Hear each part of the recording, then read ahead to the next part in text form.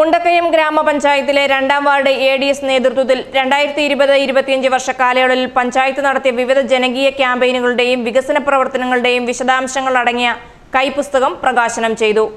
വാർഡിലെ ADS അംഗങ്ങളുടെ സജീവമായ പങ്കാളിത്തത്തിലൂടെയാണ് ഈ സമഗ്ര രേഖാ പുസ്തകം യാഥാർത്ഥ്യമായത്. വാർഡ് മെമ്പർ CV അനിൽകുമാർ അധ്യക്ഷത വഹിച്ച ചടങ്ങിൽ ഗ്രാമപഞ്ചായത്ത് പ്രസിഡന്റ് രേഖാദാസ് കൈപ്പുസ്തകത്തിന്റെ പ്രകാശനം നിർവഹിച്ചു.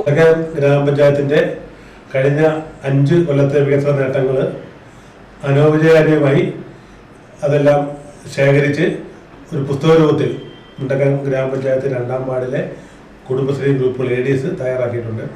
അതിൻ്റെ ഒരു പ്രകാശന കർമ്മം പ്രസിഡന്റ് നിർവഹിക്കും. ADS അംഗങ്ങളുടെ കൂട്ടായ പരിശ്രമത്തെയും ആത്മാർത്ഥതയെയും പ്രസിഡന്റ് പ്രത്യേകം അഭിനന്ദിച്ചു. കൈപ്പുസ്തകത്തിൽ കഴിഞ്ഞ 5 വർഷത്തിനിടയിൽ പഞ്ചായത്ത് നടപ്പിലാക്കിയ പ്രധാനപ്പെട്ട എല്ലാ പദ്ധതികളും ക്യാമ്പയിനുകളുടെ പടവും തലക്കെട്ടും ഉൾപ്പെടുത്തിയിട്ടുണ്ട്.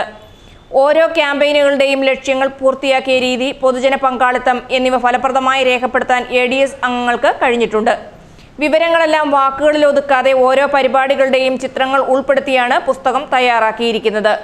ചിത്രീകരണത്തിലൂടെ പൊതുജനങ്ങൾക്ക് പഞ്ചായത്തിന്റെ പ്രവർത്തനങ്ങൾ കൂടുതൽ വ്യക്തമായി മനസ്സിലാക്കാൻ സാധിക്കും.